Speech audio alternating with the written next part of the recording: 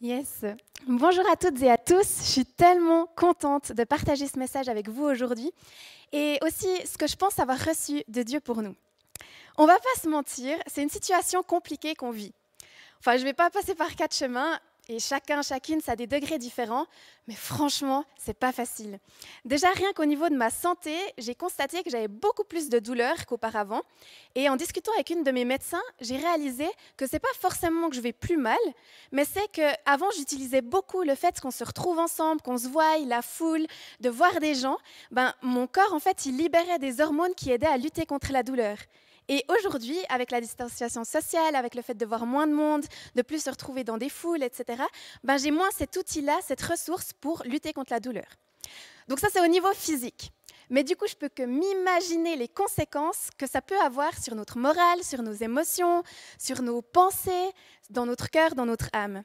Et puis, du coup, justement, c'est pour ça que je voulais poser ça dès le début. Franchement, il y a des moments où ça ne va pas. Il y a des moments où c'est difficile.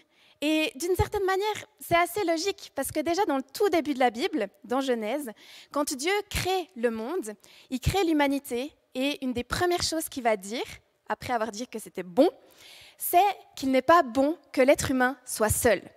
Donc c'est pas bon qu'on soit seul. Du coup, voilà, je pose le cadre, je pose le terrain, parce que je ne veux pas faire un déni de ce qu'on vit. Par contre, je pense qu'en tant qu'enfant de Dieu, en tant que chrétien, en tant que participant aussi de l'église locale, on a un rôle à jouer dans cette période. Je pense que, comme on l'a dit, on peut se préparer, on peut se lever, on a un espoir à retrouver, des guérisons à vivre et à libérer aussi autour de nous. Je pense aussi que c'est déjà bon signe si aujourd'hui on vit ce culte ensemble. Parce que si là, tu es en train de m'écouter, et que moi, je suis en train de parler d'un message que j'ai reçu de Dieu, c'est qu'on a surmonté toutes les barrières de la flemme, de la paresse, du manque de morale, de la désolation parfois, de la souffrance et toutes ces choses-là, et qu'on veut avancer avec Dieu. Donc, on part déjà bien. Mon message, il est en deux parties. Et la première partie, dont je vais parler maintenant, c'est notre état actuel. En fait, j'ai réalisé, en observant au travers des années, qu'il y a comme des mouvements de l'esprit qui sont libérés au travers du temps. Et ça fait déjà une bonne année qu'on était plein de plusieurs nations, de plusieurs églises, à différents endroits, à ressentir que Dieu révélait les cœurs. Que c'était un temps particulier où j'avais l'image comme les racines de nos cœurs, ils étaient mis en lumière et ça permettait à Dieu de travailler dessus. Alors peut-être que tout d'un coup, tu as remarqué, depuis l'année passée, qu'il y a des choses qui sont ressorties, que tu pensais avoir traitées, qui étaient bons pour toi, mais tout d'un coup, il y a de la colère qui réapparaît, ou des blessures qui ressortent, que tu pensais qu'elles étaient guéries. Et en fait, c'est comme si Dieu allait au fond des cœurs et mettait en surface ce qui se passait, comme on le voit dans les psaumes notamment, quand le psalmiste il dit « Ô Dieu, sonde mon cœur ». Et alors qu'on est encore dans cette période-là où Dieu met des choses en lumière, on passe justement comme une autre vague de l'esprit. Et ça aussi, c'est étonnant. Je discute avec de plus en plus de personnes. On est en réseau avec des leaders de groupes de jeunes, mais aussi d'autres pasteurs ou dans des œuvres différentes qui travaillent pour Jésus. Et on réalise que c'est vraiment un temps particulier où Dieu prépare son Église. Et d'ailleurs, ça me fait penser à Apocalypse 19, au milieu du verset 6 à 8, où c'est mis « Alléluia, car le Seigneur, notre Dieu souverain, a établi son règne. Réjouissons-nous et débordons de joie, rendons-lui gloire, car le moment des noces de l'agneau est arrivé et son épouse s'est préparée. On lui a donné un vêtement fait d'un fin tissu de lin, brillant et pur. Le tissu de lin représente les actions justes de ceux qui appartiennent à Dieu. » Bon, déjà, merci pour ce petit verset qui explique ce que c'est le tissu de lin, parce que, je ne sais pas vous, mais moi, quand je lis la Bible, il y a plein de trucs que je ne comprends pas. Je suis obligée d'aller dans des Bibles d'études pour essayer de comprendre ce que ça veut dire. Là, ce tissu de lin dont est revêtue l'épouse de Christ, c'est les actions justes de ceux qui appartiennent à Dieu.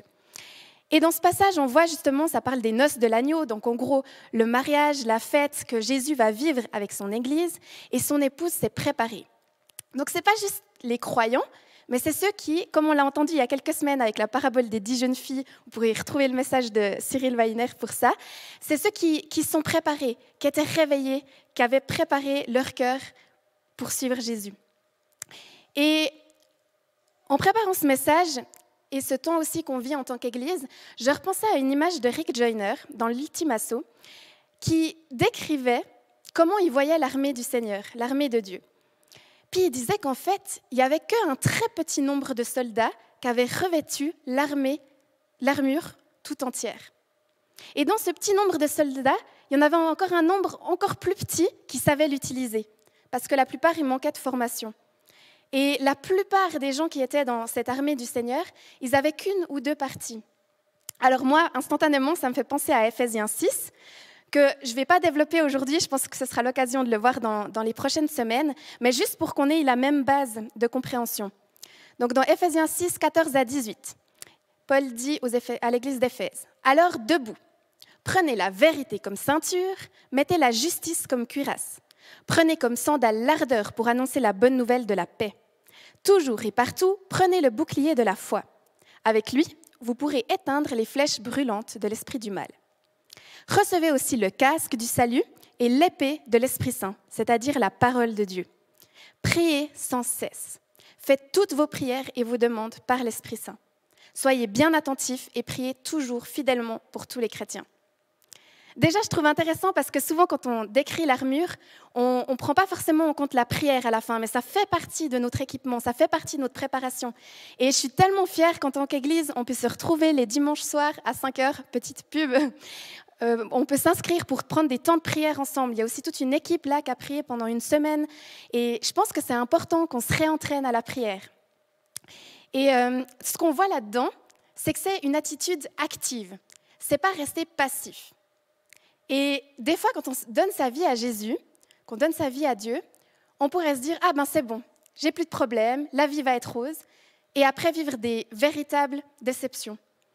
Mais en fait, quand on plonge dans la Bible, quand on l'ouvre, quand on l'écoute, quand on plonge dedans, on réalise que Jésus, il a tout fait, sauf nous dire d'avoir une vie sans problème. Mais pourtant, nous, un peu dans notre milieu occidental, c'est comme si le but de notre vie, c'était de ne plus avoir de problèmes, de ne plus avoir de difficultés. On cherche toujours à résoudre un problème en se disant « Ah, ça ira mieux quand ?» Ça ira mieux quand j'aurai trouvé un travail, ça ira mieux quand je serai stable financièrement, ça ira mieux quand j'aurai trouvé quelqu'un, quand mes enfants ils iront mieux, quand je serai guérie, quand je serai libérée de ci, de ça. Mais pourtant, quand on va dans la Bible, Jésus lui-même, il dit qu'on a à souffrir dans ce monde, dans Jean 16, 33. Et du coup, je crois qu'au travers des épreuves, alors qu'on regarde à Dieu, notre foi, elle est éprouvée. Et elle est rendue encore plus solide. Et je ne pense pas que ce soit mauvais de chercher la perfection ou de chercher des certitudes. On sait aujourd'hui c'est super dur parce qu'on est dans l'attente de la fin du virus, l'attente de savoir ce qui va se passer, et en même temps dans l'incertitude aussi. Donc ça crée une angoisse. Mais seulement, peut-être que c'est l'occasion aussi pour nous de réaliser que nos certitudes, la perfection qu'on cherche, on ne la trouvera pas dans notre travail, dans nos études, dans nos diplômes, dans nos relations même. Mais on peut la trouver seulement en Dieu. C'est lui qui est bon, c'est lui qui est juste, c'est lui qui est saint, c'est lui qui est parfait. Et du coup, justement, la première question que j'avais envie de poser dans cette première partie, c'est est-ce qu'aujourd'hui, j'ai besoin de réparation ? Est-ce qu'aujourd'hui, il y a des choses qui sont ressorties et quand je fais l'état des lieux de qui je suis, en fait, je ne sais plus trop qui je suis, je ne sais plus trop ce que Dieu pense de moi. Ou bien peut-être que ma foi, elle est grande, j'ai un grand bouclier de la foi, mais par contre, la Bible, je ne connais pas trop. Et je ne sais pas trop utiliser l'épée. Quand il y a les flèches qui arrivent, je ne sais pas trop comment m'en sortir. Peut-être faisons un état des lieux et réfléchissons dans la semaine à venir, de se dire, OK, s'il y avait un combat qui était à mener maintenant, si l'Église tout entière devait se lever et retourner au combat, c'est quoi les failles qui me restent ? C'est où, dans l'armure, qu'il y a des endroits où je pourrais être réattaquée parce que je n'ai pas pris le temps d'être guérie, d'être restaurée, d'être réparée par mon Dieu. Et mon désir aujourd'hui, en faisant ce message, c'est qu'on puisse être réconciliés avec Dieu. En fait, on voit dans 2 Corinthiens 5, versets 18 à 19, que tout vient de Dieu. Il nous a réconciliés avec lui, par Jésus, et il nous a demandé d'annoncer cette réconciliation. Oui, c'est Dieu qui a réconcilié le monde avec lui, par le Christ. Il ne tient plus compte des fautes des êtres humains et il nous charge d'annoncer cette parole de réconciliation.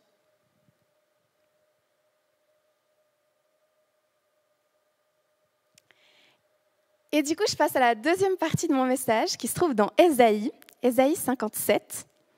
J'aime bien aller dans l'Ancien Testament parce que des fois, ça peut paraître compliqué, mais en fait, il y a des vraies perles. C'est un peu comme si, dans ma manière de voir les choses, l'Ancien Testament, il prépare la venue de Jésus, il prépare plein de choses. Et au lieu que nous, on refasse les mêmes erreurs, on a un exemple sous nos yeux du peuple de Dieu et de sa relation avec Dieu. Et du coup, ça peut nous donner plein de bonnes choses. Ésaïe, typiquement, c'est un livre dans la Bible où Ésaïe, donc c'est un homme, un prophète, qui, des chapitres 1 à 39, il va expliquer le jugement de Dieu. Il va avertir le peuple. Et en fait, on verra par la suite que tout ce qu'il a averti va s'accomplir. Donc c'est vraiment un prophète qui a un statut confirmé. Et ensuite, c'est ses successeurs, très probablement, qui ont écrit la suite.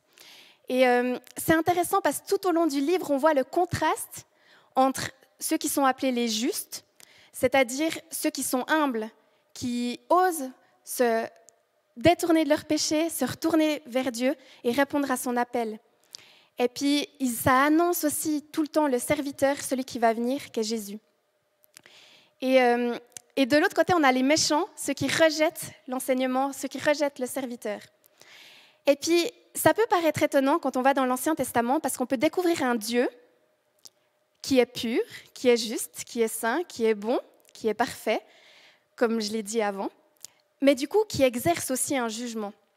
Et pour comprendre un peu mieux, dans Ésaïe 57, justement, il explique une des choses que fait le peuple et pourquoi ça énerve Dieu. Il dit « C'est à cause de ces profits criminels que je me suis irrité et que je l'ai frappé. Je me suis caché dans mon indignation et le rebelle a suivi le chemin que lui indiquait son cœur. » Et déjà là, je me dis, mais combien de fois, nous, on a l'impression que Dieu ne nous répond pas, mais en fait, on a suivi notre propre chemin, puis Dieu, il attend juste qu'on retourne à lui. Et c'est quoi ces profits criminels ? Eh bien, il y a une description des profits criminels du peuple d'Israël un peu dans tout l'Ancien Testament, c'est vraiment hardcore à lire. Mais là, je vais vous lire juste un exemple, c'est au verset 5, où il dit « Vous brûlez de désirs près des térébinthes, sous tout arbre verdoyant, et vous égorgez les enfants dans les vallées, sous les fentes des rochers. » Donc voilà, on parle de sacrifices d'enfants offerts à des idoles, et c'est juste un exemple de toute l'atrocité que vivait le peuple à ce moment-là. Et Dieu qui dit « Mais est-ce que je peux être insensible à ça ?» Ben non, en fait, Dieu ne peut pas être insensible à ça, il ne peut pas laisser le péché impuni. Et au travers de ça, j'ai l'impression qu'on entend le cri du cœur de Dieu de se réconcilier avec son peuple.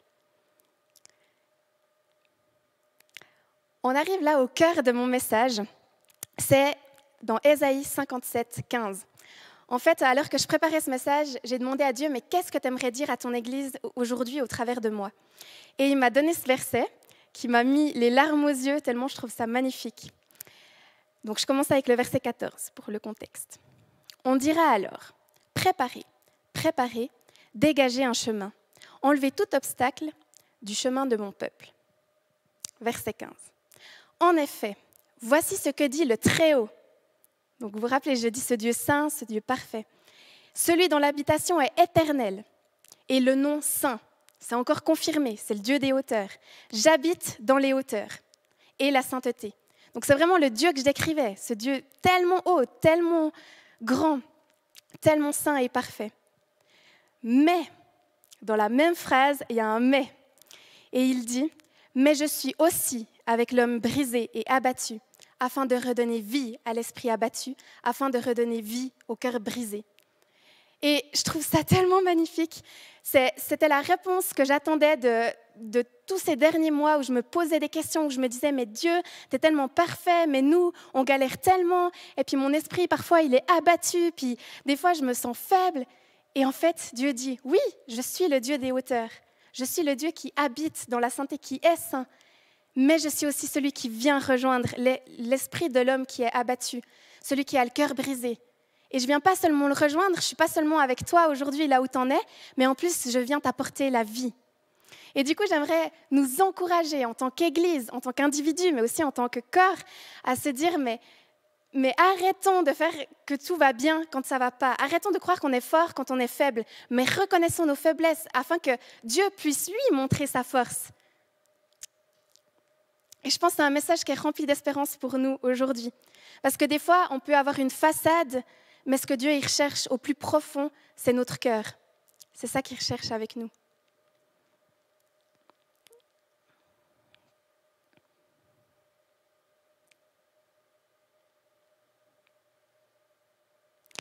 Et un peu plus loin, au verset 19, donc toujours dans Ésaïe 57, c'est mis « Je ferai naître la louange sur leurs lèvres, je donnerai la paix. Oui, la paix à celui qui est loin et à celui qui est près, dit l'Éternel, et je les guérirai. » Et je trouve que c'est une promesse tellement fantastique que Dieu offre à son peuple à ce moment-là et qui est encore valable pour nous aujourd'hui si on la saisit, si on choisit de suivre Dieu, si on choisit de se détourner de tout là où on s'est planté et de revenir à Dieu en toute humilité. Et je trouvais beau aussi parce qu'il dit « Je ferai naître la louange sur leurs lèvres ». Et ça, j'ai l'impression que c'est exceptionnel. Vraiment, pour l'expérimenter au quotidien, j'ai l'impression que louer Dieu, on peut le faire tout le temps. Et ça a même une force, une puissance particulière alors qu'on est sur cette terre, parce que je m'imagine le jour où on sera avec Dieu, où on aura la vie éternelle avec lui, qu'on sera dans sa présence, comme c'est mis dans la Bible, qu'il n'y aura plus de souffrance, qu'il n'y aura plus de maladie, qu'il n'y aura plus de cris et de grincements de dents, et bien là, on pourra louer Dieu. Mais aujourd'hui, on peut aussi louer au milieu de l'adversité, au milieu de nos souffrances, au milieu de nos maladies, au milieu de nos cris, au milieu de notre détresse. On peut le louer, on peut l'adorer, on peut élever son nom, parce qu'il est Dieu, parce que lui, il ne change pas, parce que c'est en lui qu'on peut mettre notre certitude, notre espérance. Et je trouve trop beau aussi parce qu'il dit « Je donnerai la paix à celui qui est loin et celui qui est près ». Et aujourd'hui, si je pouvais résumer tout mon message, ce serait ça. C'est une invitation de Dieu à le rejoindre, une invitation de Dieu à s'approcher de lui, à revenir près de son cœur, à laisser tomber tout orgueil, toute chose qui nous retiendrait de venir vers lui et à simplement se présenter devant lui. En fait, je pense que c'est bon de faire un état des lieux, c'est encore le temps pour ça, mais c'est aussi bon de passer à la suite, de revêtir l'armure qui nous donne, de plonger dans sa parole. Combien on est aujourd'hui qui galérons à lire la Bible? Qu'est-ce que c'est dur? Eh bien, saisissons l'opportunité qu'on a maintenant pour y aller, demander à Dieu, aide-moi. Surtout que c'est marqué avec l'aide de l'Esprit Saint. Saint-Esprit, parle-moi. Montre-moi comment lire la Bible, comment l'écouter, comment la mettre en pratique. Montre-moi comment en parler autour de moi, que je ne reste pas seule. Je pense qu'il y a un vrai danger aujourd'hui. Et si tu te sens seule, ne reste pas seule.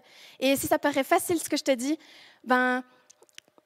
même envoie juste un message, je sais pas, à quelqu'un que tu connais ou à info. Non, comment ça s'appelle déjà chez nous? Je participe à centredevie.ch, mais ne reste pas seul, c'est trop dangereux d'être seul. Il y a plein de pensées et de doutes qui viennent. Par exemple, moi, quand je préparais ce message, je me suis fait submerger par un tas de pensées, de pression, de stress. Et c'était un tel brouillard, je m'imaginais des mètres de neige sur moi, comme une pression intense. Et j'arrivais plus à voir Dieu. J'arrivais plus à voir qu'est-ce que Dieu pensait de moi, qui il dit que je suis, pourquoi en fait finalement je vous parle aujourd'hui. Et c'est en étant entourée, en parlant autour de moi, que j'ai réalisé que je me mettais toute cette pression parce que mes pensées, elles étaient diffuses, parce que j'avais des doutes, des peurs, il y a tout ça qui m'embrumait. Et dès le moment où j'ai pu en parler, qu'on a prié ensemble, que j'ai pu être assurée dans qui j'étais, c'est comme si c'est parti d'un coup, puis je pouvais voir à nouveau. Puis je me suis dit, mais en fait, ce qui compte, c'est l'approbation de Dieu sur ma vie. Et c'est pour ça que je suis là aujourd'hui. Donc voilà, pour terminer, j'aimerais déjà dire justement, retenons la prière comme préparation. Donc prions sans cesse. Faisons de toutes nos prières et nos demandes par l'Esprit Saint.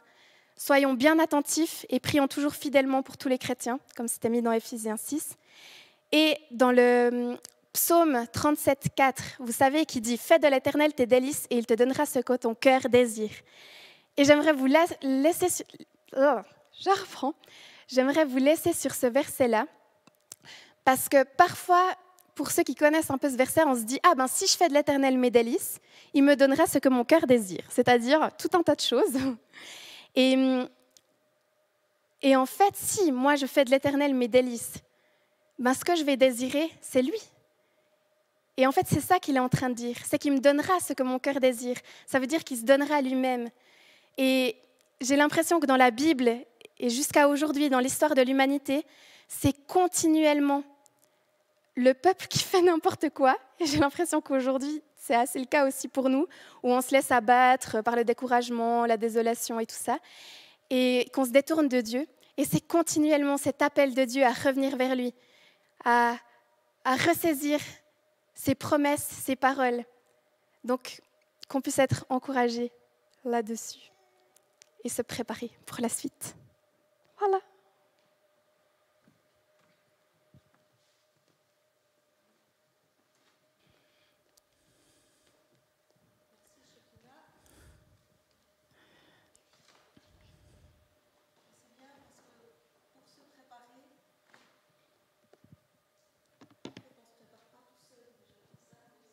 Des fois seul à la maison,